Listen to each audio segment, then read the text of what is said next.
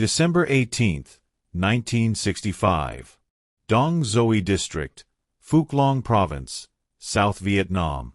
The jungle breathed with them. Every rustle of bamboo, every crack of a twig underfoot, it all moved in rhythm with the 271st Viet Cong Regiment as they threaded through the darkness. Lieutenant Nguyen Van Tien pressed his back against the rough bark of a mahogany tree, its canopy so dense above that only fragments of moonlight reached the forest floor. His unit, 47 men carrying AK-47s, RPGs, and enough ammunition to sustain a week-long assault, moved like shadows through terrain they'd walked 100 times before. Tien checked his watch. 2:17 hours. They were right on schedule. Intelligence reports placed the ARVN outpost 3 kilometers northeast, lightly defended, ripe for the taking. The air was thick with moisture, the kind that clung to your skin and made your uniform stick to your back. Mosquitoes swarmed in clouds, but the men had learned long ago to ignore them. There were worse things in this jungle than insects. Behind him, Corporal Pham Minh Duc adjusted the cloth-wrapped bundle on his back, demolition charges meant for the radio tower. Duc was 21, gap-toothed, with hands that could assemble a landmine in complete darkness. He'd been with Tien since the beginning, since they'd both left their villages in the north and walked the Ho Chi Minh Trail south, carrying nothing but their weapons and an unshakable belief in their cause. The valley ahead opened up into a clearing, rice paddies that local farmers had abandoned months ago when the fighting intensified. Tien raised his fist. The column halted instantly, 47 men freezing mid-step, becoming indistinguishable from the vegetation around them. This was the dangerous part. Crossing open ground meant exposure, even at night. But the alternative route would add 2 hours to their march, and time was a luxury they couldn't afford. He was about to signal the advance when he heard it. A sound that didn't belong. Not the familiar thump of helicopter rotors or the distant artillery that had become white noise in this war. This was different. Deeper. A low, droning hum that seemed to come from everywhere and nowhere at once, vibrating through the ground itself before reaching his ears. Duc heard it too. His eyes found Tien's in the darkness, questioning. The sound grew louder. Tien's stomach tightened. He'd been fighting for 18 months, had survived ambushes and airstrikes and firefights that left half his unit bleeding into the mud. He'd learned to read this war, to interpret its language of violence. But this sound, this was new. This was something else entirely. 6 miles above them, invisible against the black canvas of night, 3 Boeing B-52 Stratofortresses held formation at 30,000 feet. Each aircraft stretched 159 feet long, their swept wings spanning 185 feet, carrying a payload that would redefine what the word bombardment meant in modern warfare. Captain James Morrison sat in the pilot's seat of the lead bomber, call sign Iron Hand 1, his eyes scanning the instrument panel with mechanical precision. The green glow of the gauges cast shadows across his face. 34 years old, square-jawed, with the kind of weathered lines that come from too many missions and too little sleep. His co-pilot, First Lieutenant David Chen, worked through the pre-drop checklist, his voice steady over the intercom. Bombardier confirms target coordinates. Roger that, Morrison replied. IP in 90 seconds. Behind them, in the belly of the massive bomber, Staff Sergeant Robert Hatcher monitored the bomb bay from his station. 84 500-pound general-purpose bombs hung in neat rows, each one precision-mounted, armed, and ready. Hatch had loaded ordnance on B-52s for 3 years, but the sheer destructive capacity never ceased to amaze him. This single aircraft carried more explosive power than entire bombing campaigns from World War II. Doors coming open, Chen announced. Below, Tien heard the change in pitch. The droning intensified, and then, impossibly, the sound multiplied. Not one aircraft. Multiple.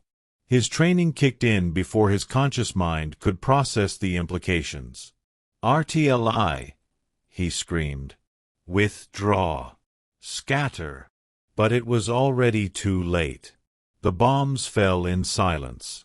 If you're finding this deep dive into one of the most intense moments of the Vietnam War as gripping as we do, hit that like button and let us know in the comments what other untold stories you want us to cover. Your support keeps these historical deep dives coming. At 30,000 feet, physics became poetry. Terrible, precise poetry written in equations of velocity and trajectory. Each 500-pound bomb separated from Iron Hand 1's bomb bay at intervals calculated down to the millisecond. The aircraft's sophisticated Norden bombsight, technology refined from years of strategic bombing doctrine, had done its work. The targeting coordinates, fed from intelligence gathered by reconnaissance flights and ground observers, pointed to a section of jungle identified as a major Viet Cong staging area. What the intelligence photos showed as supply caches and troop concentrations, what the analysts circled in red marker on their maps back at Andersen Air Force Base in Guam, was actually Tien's regiment and 36 nearby hamlets whose only crime was geographic misfortune. The bombs fell for 43 seconds before the first one struck Earth. Tien ran. His legs pumped mechanically through the underbrush, thorns tearing at his uniform, vines catching his ankles. Around him, his men scattered like startled birds, each soldier's survival instinct overriding all tactical training. No formation. No cover fire. Just blind, desperate flight. Corporal Duc was 10 meters to his right when the world ended. The first bomb hit a limestone outcropping half a kilometer away. 500 pounds of TNT and composition B explosive detonated simultaneously, releasing energy equivalent to 2.4 million joules in a microsecond. The shock wave expanded outward at 26,000 feet per second, faster than sound itself. The rock vaporized. Trees within a 100-meter radius were torn from the ground, roots and all, and flung outward like toothpicks. The noise was beyond noise. It was a physical force that entered through your ears and rattled your skeleton. But it was just the first. The second bomb hit 2 seconds later, 300 meters closer. Then the third. Then 6 at once. Then a dozen. The carefully calculated dispersion pattern that Morrison and his bombardier had programmed ensured maximum coverage, each explosion overlapping with the next to create a continuous field of destruction. Tien's world became fire and pressure and sound that had no name. The shock wave from the nearest impact, 200 meters away, lifted him off his feet and threw him forward. He flew through the air, time stretching impossibly, long enough to see Duc ahead of him, also airborne, his mouth open in a scream that couldn't be heard over the apocalyptic roar. They hit the ground separately. Tien slammed into the base of a teak tree hard enough to crack ribs. Air exploded from his lungs. His AK-47 tore from his grip and spun away into darkness. For several seconds, maybe minutes, time had become meaningless. He couldn't breathe, couldn't move, couldn't process anything except the fundamental wrongness of what was happening. Another series of impacts shook the earth. Closer. The ground beneath him rippled like water.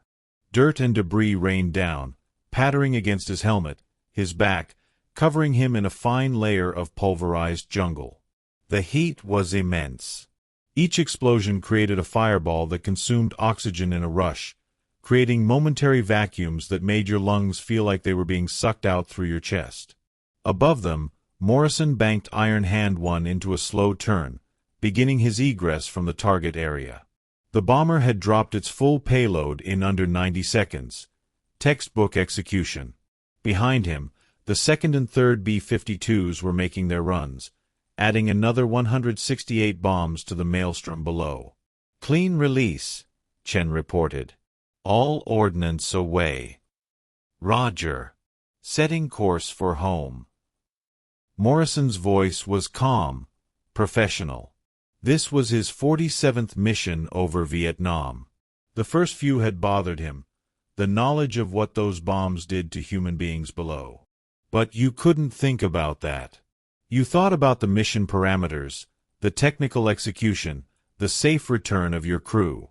You thought about the intelligence reports that said these targets were enemy strongholds, that every bomb dropped here saved American lives somewhere else. You didn't think about the people running in the jungle below, trying to outpace physics itself. Tien forced himself to his hands and knees. His ears rang with a high-pitched whine that drowned out everything else.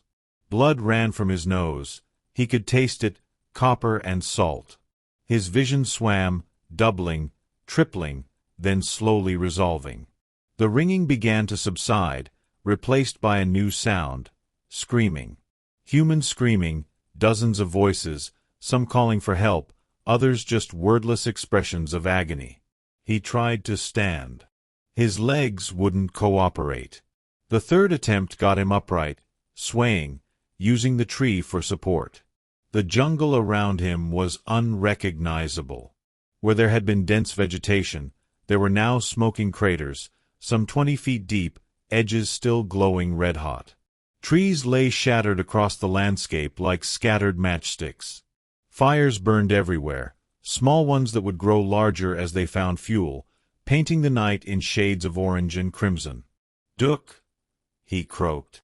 His voice sounded distant, underwater. "Duck." He staggered forward, each step requiring conscious thought, muscle control, something he had to relearn moment by moment. Bodies lay scattered across the clearing they'd been about to cross. Some were intact. Many weren't. He didn't look too closely at those. Couldn't afford to. The ones who were still alive needed him. The bombing continued. The second B-52 had adjusted its target point slightly east, but the periphery of its payload still overlapped with the first strike.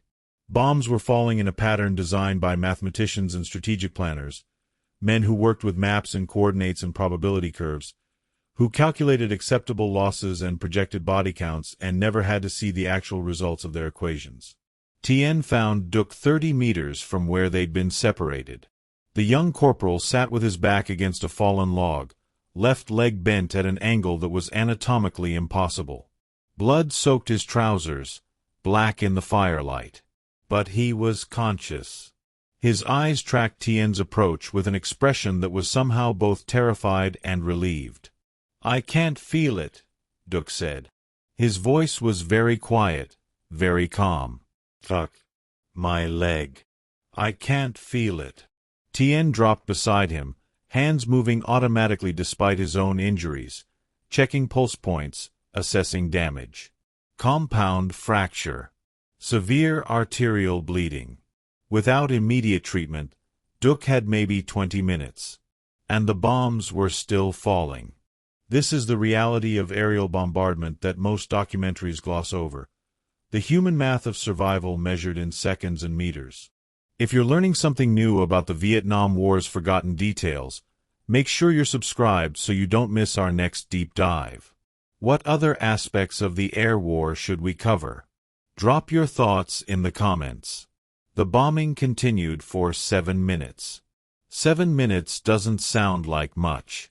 It's the length of a commercial break, the time it takes to brew coffee, a fraction of a workday so small you'd barely notice it passing. But when each second contains multiple explosions, when every breath might be your last, when the ground beneath you is actively trying to kill you, 7 minutes becomes an eternity measured in geological time. Tien tied off Duck's leg with a tourniquet torn from his own shirt, pulling it tight enough to make the corporal gasp through clenched teeth. The bleeding slowed, but didn't stop. Around them, the bombardment created a landscape that belonged to nightmares. Craters overlapped craters. The distinctive triple canopy jungle that had provided cover and concealment for years was simply gone, replaced by a lunar hellscape of raw earth and shattered timber. "We need to move," Tien said, more to himself than Duck. The wounded man was fading in and out of consciousness, his skin gone pale and clammy. "I'm going to carry you." "No." Duck's hand gripped Tien's wrist with surprising strength. "Leave me. Find the others." "I'm not." The ground erupted 15 meters to their left.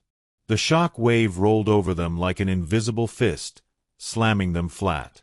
Dirt and rock fragments pelted down, and something sharp sliced across Tien's cheek, opening a gash from ear to jaw. He didn't feel it. His body had moved beyond pain into a state of pure survival, adrenaline and desperation the only things keeping him functional. When the immediate danger passed, he grabbed Duc under the arms and started dragging him. The corporal screamed, the movement jostling his shattered leg, but Tien didn't stop. Couldn't stop. 20 meters ahead, he could see the dark mouth of a bomb crater, one of the earlier impacts that had cooled enough to provide shelter. It wasn't much, but it was something. It was better than staying exposed. He pulled Duc over the crater's lip and they tumbled together down the slope, landing in a heap at the bottom. The earth here was still warm, radiating heat like a stove. Tien positioned himself over Duc, making his body a shield, and waited for the world to end. 6 miles above, the third B-52 released its final bombs. Captain Morrison's wingmen, Iron Hand 2 and 3, had completed their runs, their bomb bays empty, their fuel gauges showing just enough to make the 3-hour flight back to Guam.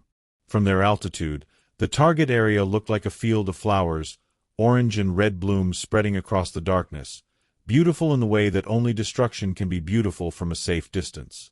All aircraft, this is Iron Hand 1. Mission complete. Form up for RTB. 2 copies. 3 copies. The B-52s banked in unison, 3 massive machines turning with surprising grace, their engines leaving white contrails across the star field. Behind them, 52,000 pounds of high explosives had turned 12 square kilometers of Vietnamese jungle into the surface of an alien planet. Mission success. Target destroyed. All aircraft returning safely. In his crater, Tien counted seconds between explosions. 5, 10, 15, 20. The intervals stretched. 30 seconds. A minute. 2 minutes. The bombing had stopped. The silence was somehow worse than the noise. His ears still rang, but beneath that he could hear the aftermath. Fires crackling, trees groaning as they collapsed, and worst of all, the voices. Screaming had given way to moaning, desperate calls for help in Vietnamese that echoed across the devastation. Medic. I need a medic. My legs. I can't find my legs. Please, someone, anyone. Tien climbed out of the crater on shaking legs. The sky above was clear now, stars visible through the smoke that rose in columns from 100 separate fires. Dawn was still 3 hours away, but the fires provided plenty of light to see by. What they revealed was incomprehensible. The 271st Regiment had ceased to exist as a functional fighting unit. Bodies lay everywhere, some in pieces, others seemingly untouched but killed by the concussive force alone, internal organs ruptured, lungs collapsed. Equipment lay scattered like confetti, rifles with melted barrels, unexploded RPG rounds, those were dangerous, had to be careful, shredded packs spilling rice and ammunition and personal effects into the churned earth. But there were survivors. Tien could see them emerging from whatever cover they'd found. Other craters, fallen trees, shallow depressions that had, through sheer chance, saved their lives. They moved like ghosts, stumbling, many injured, all in shock. He started toward the nearest one, a young private whose name he couldn't remember, when he heard the sound that made his blood freeze. Helicopters. Of course. The Americans never sent just bombers. The B-52 strikes were preparation, softening up the target. Now came the gunships to finish the job, to kill anyone still moving, to ensure total destruction. The distinctive whoop-whoop-whoop of rotor blades carried across the valley, multiple aircraft, coming in fast and low. Everyone down, Tien shouted, waving his arms. Find cover. They're coming back. But there was no cover left. The jungle that had hidden them was gone. They were exposed, sitting targets on a shooting range that stretched for miles. Some of the survivors tried to run, but they were wounded, exhausted, operating on borrowed time. Others just collapsed where they stood, too broken to care anymore, waiting for whatever came next. Tien limped back to the crater where Duc waited.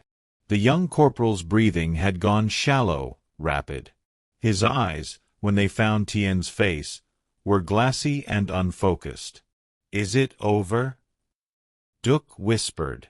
Tien listened to the helicopters getting closer. He thought about lying, giving Duc some comfort in what might be his final moments. But they'd been through too much together for lies. "No," he said quietly, settling down beside his friend. "It's not over." The first UH-1 Huey gunship crested the ridge to the east, its spotlight slicing through the smoke-filled air, hunting for targets in the valley below. Warrant Officer First Class Marcus "Tiny" Henderson brought his Huey in at 150 feet, low enough to see detail but high enough to avoid small arms fire, though given what the B-52s had just done to this valley, small arms fire seemed unlikely. The landscape below looked like photographs he'd seen of the moon, gray, cratered, lifeless. Except this moon had fires burning across it and the occasional movement of something that might be human, might be animal, might be shadow playing tricks in the smoke. "Jesus Christ," breathed his co-pilot, Lieutenant Dave Morrison, no relation to the B-52 captain. "What did they hit?" "Intel said it was a major staging area," Henderson replied, adjusting his grip on the cyclic. "Regiment strength, maybe more. Supply caches, command bunkers, the works." Was. Henderson was 32, from Mobile, Alabama, with a wife and 2 daughters he hadn't seen in 7 months. He'd been flying helicopters in Vietnam for 14 months, 336 days, but who was counting, and had seen plenty of bombing aftermath. But this was different. The B-52s didn't just destroy targets. They erased them, deleted them from existence with the thoroughness of a vengeful god. His door gunner, Specialist Charlie Rodriguez, leaned out on his M60 machine gun, scanning the ground below. The spotlight operator, Corporal James "Slim" Thompson, worked the powerful beam across the devastation, painting targets in harsh white light. Standard procedure after an arclight strike, that's what they called the B-52 missions, arclight, was to do a damage assessment, look for secondary explosions, and engage any surviving enemy forces. "Movement, 2 o'clock, Rodriguez called out. "Multiple targets." Henderson banked the Huey right, bringing them around for a better view. The spotlight found what Rodriguez had seen. A group of maybe 15 or 20 men, some walking, some being carried, moving slowly south toward what remained of the tree line. "Confirmed VC," Thompson reported. "They're armed. I see weapons." Henderson's thumb moved to the trigger for his rocket pods, but he hesitated. Something about the scene below bothered him. The way they were moving, not tactically, not with any kind of military discipline, just shambling like wounded animals. Several were clearly barely conscious, being supported by others. There was no return fire, no attempt at defensive positions. They were just trying to escape. "Hold fire," he said. "Sir." Rodriguez sounded confused. "I said hold fire. They're wounded. Not a threat. They're still VC." "They're wounded," Henderson repeated, his voice harder now. "We're not here to shoot wounded men in the back. We're here for damage assessment. Let's assess." He banked away, continuing the sweep. Behind him, he could hear Rodriguez muttering something under his breath, probably calling him soft, probably questioning his combat instincts. Henderson didn't care. 14 months in country had taught him that there were lines you didn't cross, not because someone told you not to, but because you had to live with yourself afterward. Shooting running, wounded men from a helicopter gunship was one of those lines. On the ground, Tien heard the helicopter pass overhead, the spotlight sweeping across them like the eye of a predator, and then nothing. No gunfire. No rockets. The Huey continued its patrol, moving west, the sound of its rotors fading into the distance. "They're letting us go," someone said. Private Hong, barely 19, his left arm hanging useless at his side. "Why are they letting us go?" Tien didn't answer because he didn't know. In his experience, Americans didn't let you go.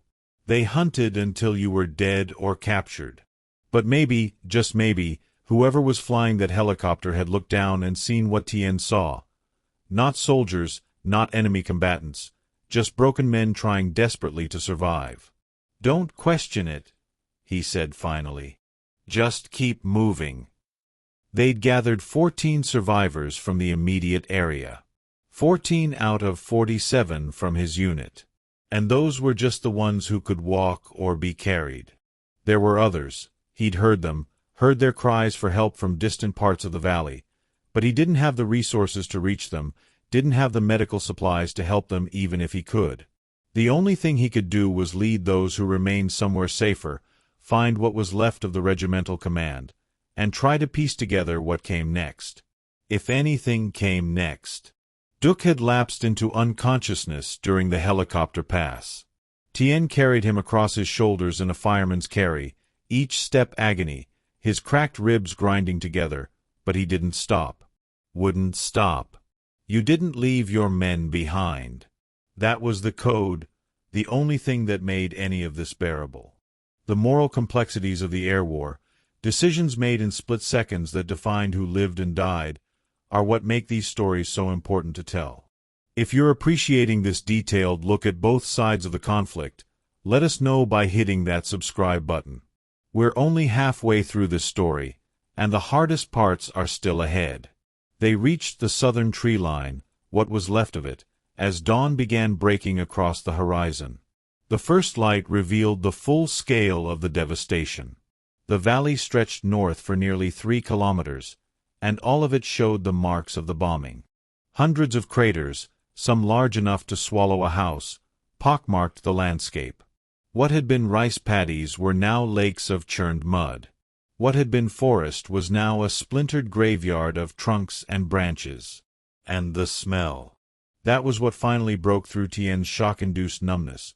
The smell of burning would mix with something else, something sickly sweet and horrific that he knew was burning flesh, human flesh, the bodies of his comrades who hadn't made it to cover, who'd been caught in the open when the bombs fell. He laid Duc gently at the base of a partially intact banyan tree and checked his pulse. Still there. Weak, thready, but there. Around him, the other survivors collapsed, too exhausted to do anything but sit and stare at the destruction they'd somehow escaped. "Lieutenant." It was Sergeant Tran Van Min, a career soldier who'd been fighting since the French occupation. His face was covered in blood from a scalp wound, but his eyes were clear, focused. "Orders, sir." "Orders." Tien almost laughed. What orders could he possibly give? His unit was destroyed. His equipment was lost or destroyed. They were injured, exhausted, scattered across hostile territory with American forces actively patrolling above. What orders made sense in a situation like this? "We need to find other survivors," he said finally. "Any other units that made it out. Then we need to get word to command about what happened here." And then, Tien looked at the ruins of the valley, at the fires still burning, at his men who'd somehow lived through hell itself. "Then we figure out how to fight back." The sun rose fully, burning off the morning mist, revealing the valley in merciless detail. In the distance, Tien could see other groups of survivors emerging from hiding places, small clusters of men who'd lived through the night, who'd beaten the odds, who'd survived what the Americans called an arc-light strike. They didn't know the name. They didn't know about Captain Morrison and his B-52, about Warrant Officer Henderson and his decision not to fire, about the intelligence analysts back at headquarters who'd circled their position on a map and labeled it Confirmed Enemy Stronghold.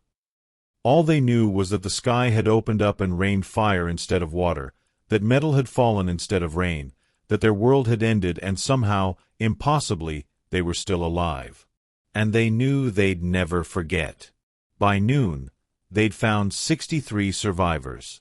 63 out of a full regiment. The 271st VC Regiment had numbered over 400 men before the strike. Some had been in the valley. Others had been at forward positions, supply caches, or small camps scattered throughout the area of operations. Now those positions were craters. Those camps were smoke. And those men were missing, presumed dead, their bodies either buried under tons of earth or vaporized by direct hits.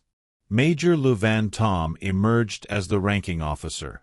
He was 42, gray at the temples, with a kind of weathered face that came from 2 decades of jungle warfare.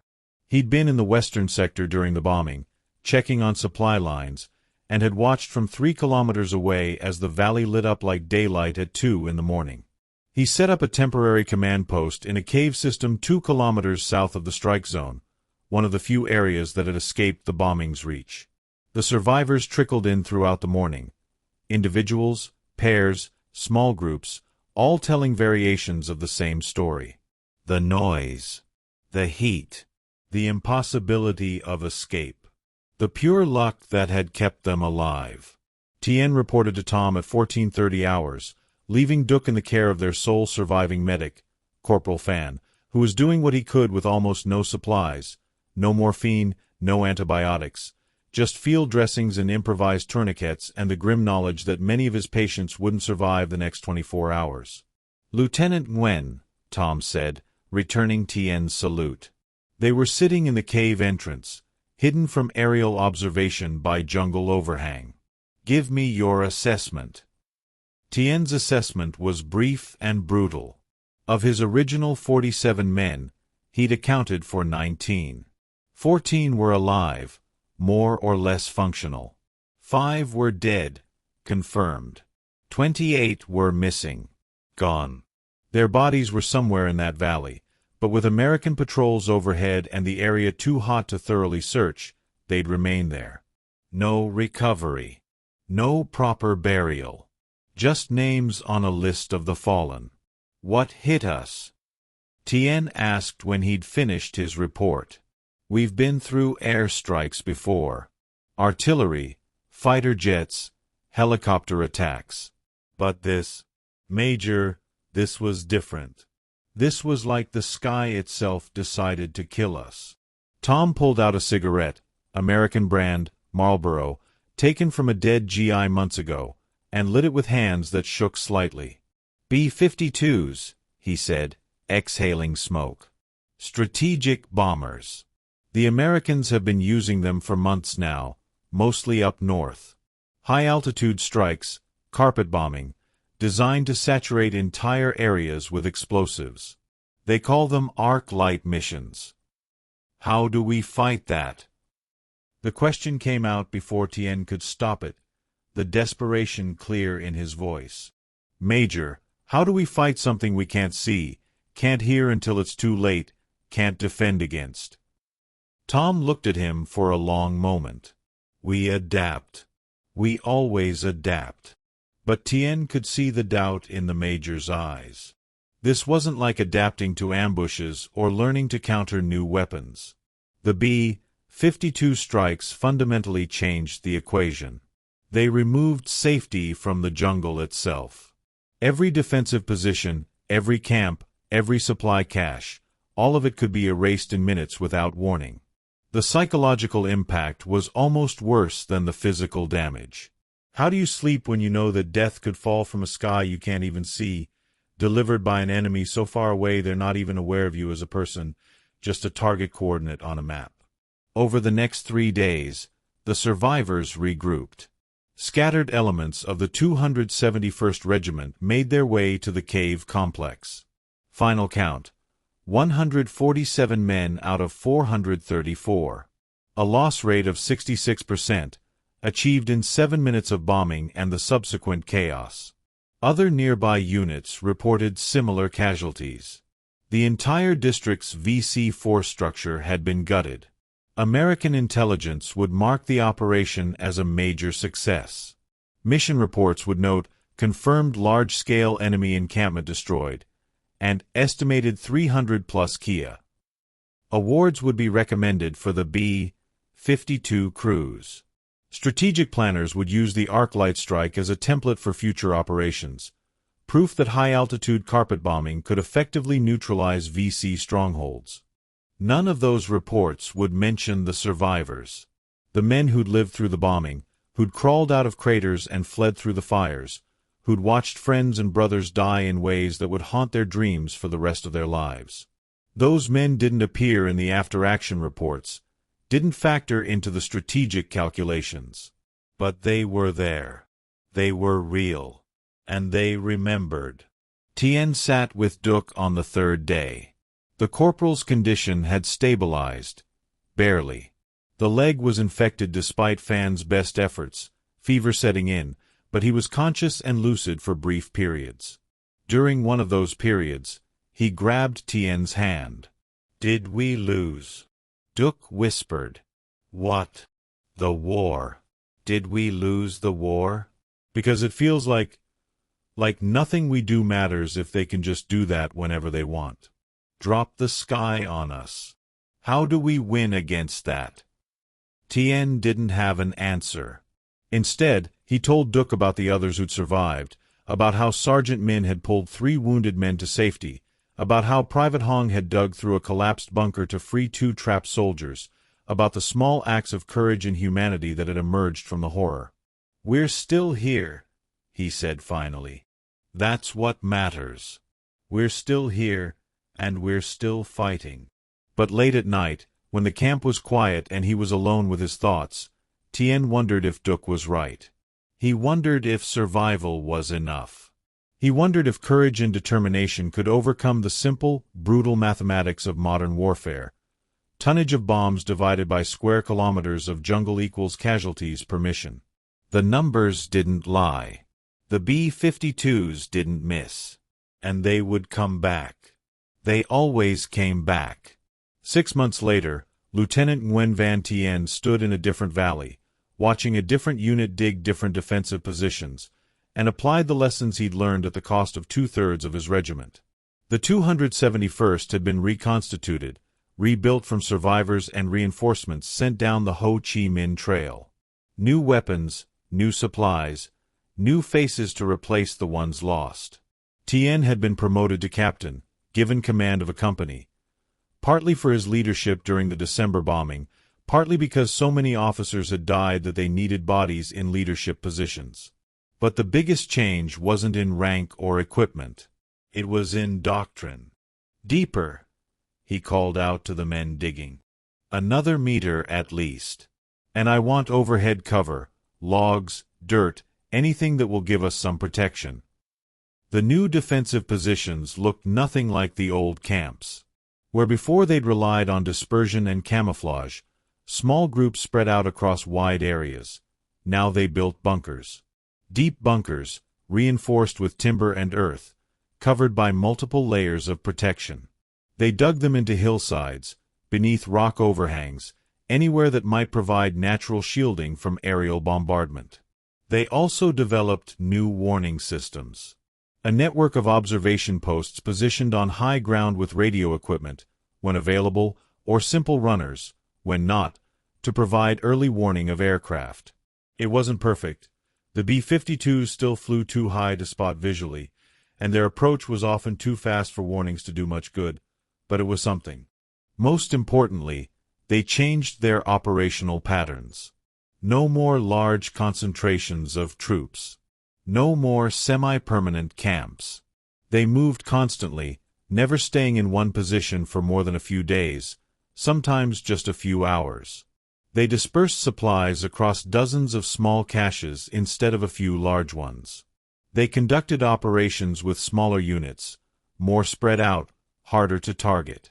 The Americans called it guerrilla warfare and treated it as a primitive tactic, evidence of the VC's inability to fight conventional battles. They didn't understand that it was adaptation, evolution, survival instinct encoded into new doctrine. Every change, every adjustment, every new defensive measure was purchased with blood, the blood of men like those lost in December. Duc had survived, though he'd never fight again. The infection had taken his leg below the knee. He'd been sent north, eventually ending up in Hanoi, working in logistics. Tien had received one letter from him, smuggled down through the trail by a sympathetic courier. It was brief, written in the tight script of someone conserving paper. I dream about it sometimes. The sound. The heat. I wake up and think I'm still there, still in that valley with fire falling from the sky. The doctors say the dreams will fade. Maybe they will. But I'll never forget. None of us will. Make them pay for what they did, Tien. Make every bomb they drop cost them something. Tien kept the letter in his breast pocket, folded and refolded so many times the paper was starting to tear along the creases. He read it when he needed reminding of why they fought, why they endured, why survival mattered. Making them pay turned out to be complicated. The B-52 strikes continued throughout 1966 and into 1967. Intelligence networks reported the patterns. The bombers flew from Guam and later from Thailand, operating on regular schedules, hitting suspected VC concentrations identified through reconnaissance and intelligence gathering. Sometimes they hit actual military targets. Sometimes they hit villages. Sometimes they hit empty jungle because the VC had already moved on, warned by informants or simple luck. But they kept coming. Tien's company learned to read the signs. Increased American patrol activity often preceded strikes by a day or two, ground forces clearing out in preparation. Reconnaissance flights became more frequent. Local villagers would sometimes report seeing high-altitude contrails, the telltale signs of B-52s conducting pattern flights over potential targets. When the warnings came, they moved fast, leaving behind only what they absolutely couldn't carry. It meant living out of what you could fit in a pack, eating cold rice, sleeping in whatever hole you could dig before nightfall. It meant exhaustion, constant alertness, the slow grinding wear of never feeling safe. But it meant survival. In March of 1967, Tien's company was operating in Binh Duong province when they received intelligence about a planned B-52 strike on a suspected base camp 3 kilometers east of their position. The information came from a South Vietnamese officer who secretly sympathized with the North. There were more of them than the Americans realized, and it was specific. Date, time, target coordinates. Tien made a decision that would have been unthinkable a year earlier. Instead of running from the strike zone, he positioned his company just outside it, concealed in prepared positions with clear fields of fire toward likely American ground force approach routes. They'll send troops after the bombing, he explained to his platoon leaders during the briefing. To assess damage, look for survivors, maybe capture prisoners. They'll expect anyone who lived through the strike to be disorganized, traumatized, easy targets. We're going to show them different. The briefing drew quiet nods. Every man present had survived at least one B-52 strike. They knew the terror, the helplessness, the way it unmade you psychologically. But they also knew that fear could be weaponized, turned into rage, channeled into something productive. We let them think the bombing worked, Tien continued. We let them walk into the kill zone. And then we remind them that bombs don't win wars. Soldiers do. The evolution of Viet Cong tactics in response to American air power is one of the most fascinating aspects of the war, a deadly game of adaptation that both sides played. If you want to see how this ambush unfolds and understand the complete tactical picture, make sure you stay tuned. And if you're finding value in these deep historical dives, that subscribe button helps us keep making them. The B-52 strike came at 3:15 hours on March 18, 1967. Tien's company was 3 kilometers away, dug into carefully camouflaged positions along a tree line. Even at that distance, they felt the earth shake, saw the horizon light up with orange and red flashes, heard the rolling thunder of sequential detonations that went on for 7 minutes, the same 7 minutes that had destroyed the 271st Regiment 15 months earlier. Some of the newer soldiers, replacements who hadn't experienced a strike firsthand, looked terrified. The veterans looked grim but controlled. They'd lived through this before. They knew what it meant, what it cost. And they knew how to turn that knowledge into an advantage. At 7:30 hours, as dawn painted the sky in shades of pink and gold, the helicopters came. 3 UH-1 Hueys in formation, flying low over the strike zone, door gunners scanning for targets.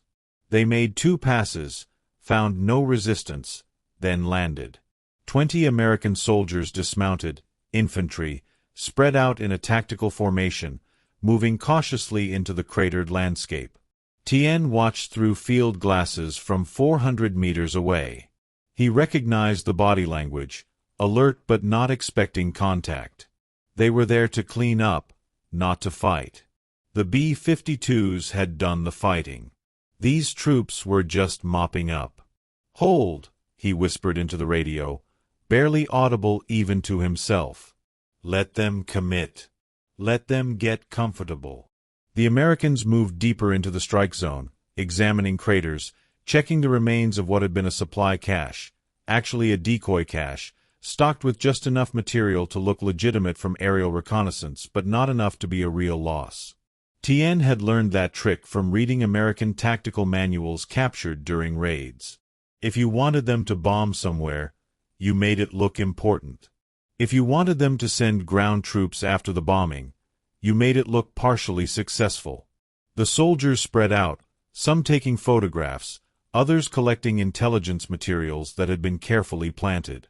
They were professional, disciplined, moving with the confidence of men who'd done this dozens of times before. Their mistake was assuming that confidence was the same as safety. "Now," Tien said. The ambush erupted from 3 sides simultaneously. AK-47 fire from the tree line, RPG rounds from concealed positions, a mortar barrage from a team positioned in a depression 600 meters to the north. The Americans, caught in the open with minimal cover, went to ground immediately. Return fire came back fast. They were well trained, didn't panic, but they were in a kill zone with no good exits. The firefight lasted 8 minutes. Longer than the B-52 strike. Shorter than most ambushes. When the helicopters came back to extract the survivors, Tien's company had already withdrawn, melting back into the jungle using pre-planned routes. They left behind 14 American casualties, 5 confirmed dead, 9 wounded, and took with them captured equipment, weapons, and something more valuable than any material gain. They'd proven a point. The B-52s could destroy positions, eliminate supplies, kill soldiers by the dozen. But they couldn't hold ground. They couldn't win battles by themselves. And every strike that failed to achieve its objective, every ambush that succeeded in spite of the bombing, chipped away at the psychological advantage that American air power provided. That night, camped in a new position 10 kilometers from the ambush site, Tien wrote a report for Division Command. It detailed the ambush, the tactics used, the results achieved. But it also included a section on lessons learned from the December bombing. The enemy believes their technology makes them invincible. They believe bombs dropped from invisible heights can win this war without risk to themselves. We must show them differently. Every strike zone becomes a potential ambush site. Every bombing becomes an opportunity. We cannot stop the B-52s, but we can make them irrelevant. We survive, we adapt, and we continue fighting. This is how we win. The report made its way up the chain of command. Parts of it were incorporated into training materials. The tactics Tien described were taught to other units. The lessons learned at such terrible cost in that valley in December 1965 became doctrine, became strategy, became part of how the Viet Cong and NVA would fight for the rest of the war. Captain James Morrison sat in the officers' club at Andersen Air Force Base, Guam, nursing a beer he didn't really want and thinking about things he'd rather forget. It was June 1967. He'd flown 147 Arc Light missions since that first one in December 1965. dropped over 12 million pounds of ordnance on targets throughout Vietnam, Laos, and Cambodia. Every mission textbook perfect. Every bomb release clean. Every return flight safe. By any objective measure, he was exceptionally good at his job. So why did he feel like shit? "You okay, Jim?" Lieutenant Chen, his co-pilot from that first mission, still flying with him, slid into the seat across from him. "You've been quiet since the debrief." "I'm fine." "You're a terrible liar." Morrison took a long pull from his beer. The officers' club was half full, typical for a Tuesday evening. Other crews celebrating completed missions, playing cards, telling stories, decompressing in the way that combat pilots had done since aviation was invented. Young men joking about death because the alternative was thinking about it seriously, and serious thought led places nobody wanted to go. "You ever wonder what we're hitting?" Morrison asked quietly. "I mean, really hitting. Not the intelligence reports or the target assessments. The actual people below." Chen's expression shifted from casual to guarded. This was dangerous territory. You didn't question the mission. You didn't second-guess the targeting. You trusted that the intelligence was good, that the strikes were necessary, that what you were doing saved American lives somewhere down the chain of causation. You trusted because the alternative was unbearable. "I think about it sometimes," Chen admitted. "But then I remember that those targets are enemy forces. VC regiments, NVA supply lines, staging areas for attacks on our troops. If we don't hit them from the air, they kill Americans on the ground. That's the math. What if the math is wrong?" "What?" Morrison leaned forward, lowering his voice. "What if the intelligence is bad? What if we're hitting empty jungle? Or worse, what if we're hitting villages because someone saw cooking fires and assumed they were military encampments?" "Jim, you can't think like that. You'll drive yourself crazy." "I'm already crazy. I drop bombs on people I can't see, from so high up they're not even people, just coordinates. I press a button and somewhere down there, the world ends for however many individuals happen to be in the wrong place. And I do it again the next night. And the night after that. That's not crazy." Chin didn't answer immediately. He was a good pilot, a good officer, but he was also human. And humans, when pressed, sometimes admitted truths they'd rather keep buried. "I tell myself we're shortening the war," he said finally. "Every successful strike brings the end closer. Makes the North realize they can't win, can't keep fighting when we can hit them anywhere, anytime. It's terrible, but it's better than a war that goes on for another decade." Morrison wanted to believe that, wanted to accept the logic. But he'd been flying these missions long enough to see the pattern. The strikes kept coming. The targets kept appearing. The war kept going. And somewhere in that cycle, the connection between means and ends had gotten lost. He'd started reading intelligence summaries more carefully, paying attention to post-strike reconnaissance reports. What he found troubled him. Many arc-like targets showed minimal or no military activity after bombing. Craters and destruction, yes. But enemy body counts were often estimates, extrapolations based on expected troop densities rather than confirmed casualties. Sometimes ground forces would sweep an area after a strike and find nothing. No bodies, no equipment, no evidence that anyone had been there at all. Which meant either the intelligence was bad, or the enemy was getting very good at predicting strikes and evacuating before the bombs fell. Either option meant the missions were becoming less effective. And if they were less effective, then the justification, shortening the war, saving lives, became questionable. And if the justification was questionable, then what exactly were they doing? "I'm thinking about requesting a transfer," Morrison said. "Maybe to TAC. Fighter missions, close air support, something where you can see the target, where there's immediate tactical value. Chin looked shocked. You're 3 months from rotation. 3 months and you're done, back to the States. Why would you transfer now? Because I don't know if I can do 3 more months of this. Before Chen could respond, the club's television, usually showing baseball games or sitcoms, flickered to a news broadcast. Walter Cronkite's serious face filled the screen, reporting on the war. Footage of American troops in the field, helicopters landing, artillery firing. And then aerial footage of a B-52 strike, the now familiar pattern of explosions walking across jungle canopy, the narrator's voice describing it as devastating attacks on enemy strongholds. From space, it looked almost beautiful. Clinical. Clean. Morrison finished his beer and stood up. I'm going to get some sleep. Big mission tomorrow. Jim.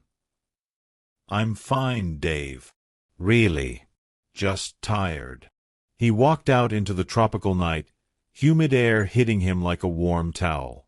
Stars overhead, same stars that shone over Vietnam, over those valleys where his bombs fell. Same sky, different perspective. Up here it was peaceful. Down there it was hell. And he was the one making it hell, 6 miles up, safe behind armor and altitude, and the comforting lie that distance made it okay. The moral weight carried by bomber crews, men following orders, trusting intelligence, trying to do their duty while grappling with what that duty meant, is a part of the Air War story that deserves recognition. These weren't simple heroes or villains, just human beings caught in an impossible situation. If this perspective is adding depth to your understanding of the conflict, let us know in the comments what other angles you'd like us to explore. November 1972. 7 years after that first strike. Captain Nguyen Van Tien, now Major Tien, battalion commander, decorated veteran with more combat experience than most men twice his age, stood at the edge of yet another bombed valley and felt the same rage he'd felt in 1965. The B-52s had come again the night before. Different valley, different province, same result. Craters and fire and bodies and the particular silence that comes after massive violence, when even the jungle seems too stunned to make noise. His battalion had survived because they'd scattered at the first warning. Lookouts spotting the telltale signs of increased American activity, intelligence reports suggesting a major operation in the area. They'd moved fast, dispersed into small groups, dug into prepared positions miles from their previous location. But the civilians in the village of Ton Hoa hadn't gotten the warning. Or had gotten it too late. Or hadn't believed it. Or had simply had nowhere to go. 43 confirmed dead. Another 22 missing, presumably buried under collapsed buildings or vaporized entirely. The village hadn't even been a military target. Not really. There might have been some VC sympathizers there, might have been a few soldiers visiting family, might have been someone who'd sold rice to North Vietnamese troops passing through. In American intelligence terms, that made it a legitimate target. In human terms, it was a massacre. Tien walked through what remained of Ton Hoa with Sergeant Min, still alive, still fighting, gray-haired now and moving with the stiffness of too many injuries inadequately healed. They passed a crater where a house had stood. Found a child's sandal at the bottom.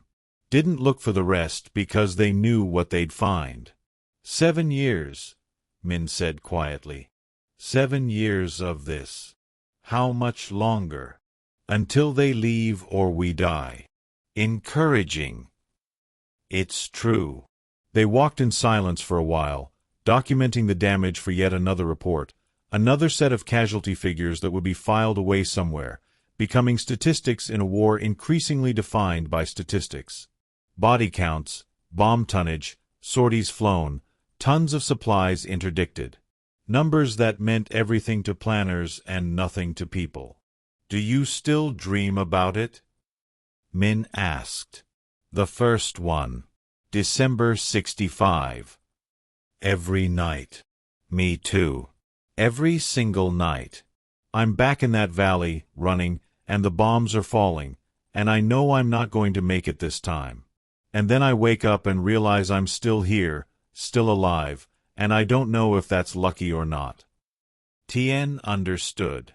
Survivor's guilt was a luxury they couldn't afford during the day, when there were missions to plan and soldiers to lead and a war to fight.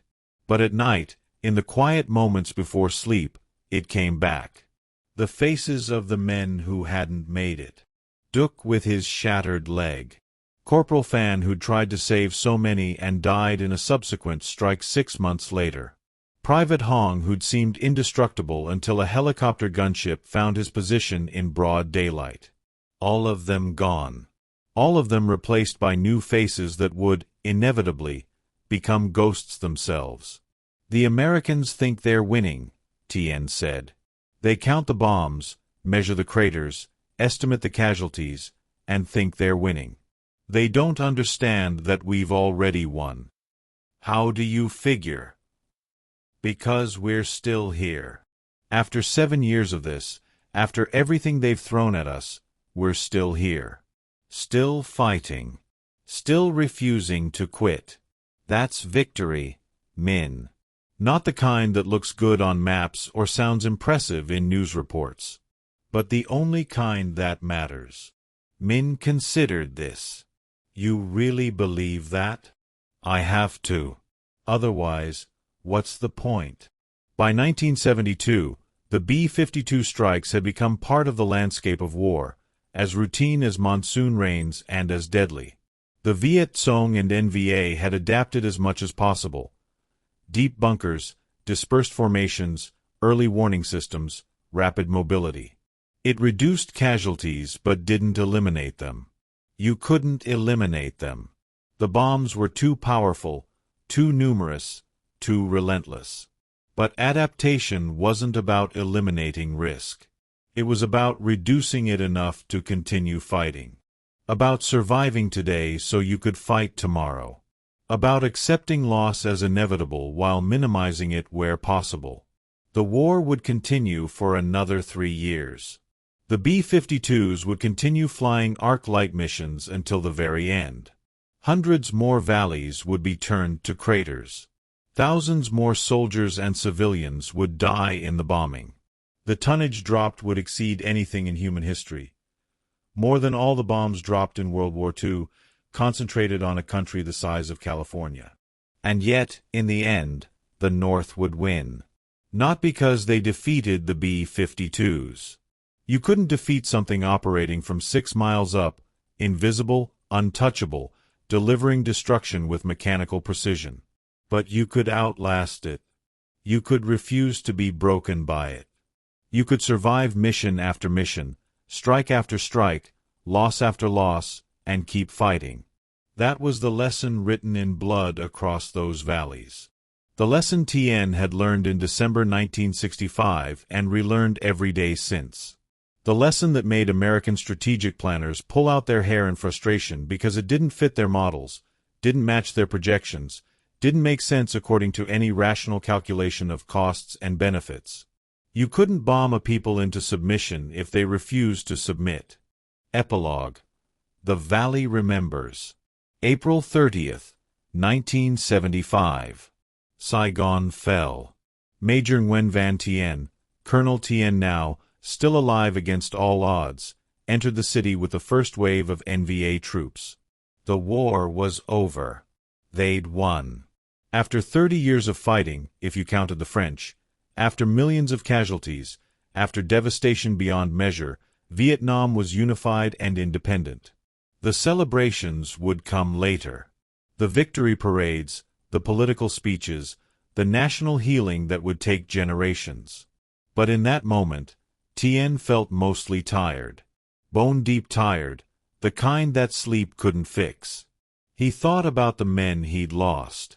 The 271st Regiment and all its iterations, reconstituted and rebuilt so many times the original unit existed only in memory. He thought about Corporal Duc, who'd survived the war but lost his leg and a piece of his soul to that valley in 1965. He thought about Sergeant Min, killed in 1973 by a bomb that fell within 10 meters of his bunker despite all their precautions, all their experience, all their survival skills. And he thought about the Americans who'd dropped those bombs. Pilots like Morrison who'd done their duty, followed their orders, and gone home to lives that probably never quite made sense afterward. Chan and Rodriguez and Henderson and thousands of others who'd seen Vietnam only from the sky, who'd reduced its complexity to target coordinates and kill zones and post-strike assessments. Were they villains? Were they victims? Were they both? Neither. Something more complicated that didn't fit neat categories? Tien didn't know. Wasn't sure it mattered. The war was over, and they'd all been changed by it in ways they'd spend the rest of their lives trying to understand. Years later, decades later, the valley where the 271st Regiment had been bombed would become a memorial site. The craters remained, too deep to fill, gradually filling with rainwater to become ponds. Trees grew back, though never quite as tall as before, as if the land itself remembered the violence done to it. Tourists would visit sometimes. Vietnamese families teaching their children history. American veterans returning to a country they'd once bombed, seeking something they couldn't quite name: closure, forgiveness, understanding, peace. The valley accepted them all with equal indifference, the way nature accepts everything eventually. But on quiet nights, when the wind moved through those trees and rain fell on those crater ponds, locals swore you could still hear it: the sound of bombs falling, of men screaming, of the sky dropping fire instead of rain. They said the valley remembered. That some violence is too intense to ever truly fade, that it leaves scars in the earth that go deeper than craters. Maybe they were right. Maybe trauma soaks into the ground like blood, becomes part of the landscape, echoes forward through time as a warning to those who'll listen. Or maybe it's just wind and rain and the human tendency to find meaning in random sound, to create patterns from chaos, to tell stories because stories are how we make sense of things that otherwise make no sense at all.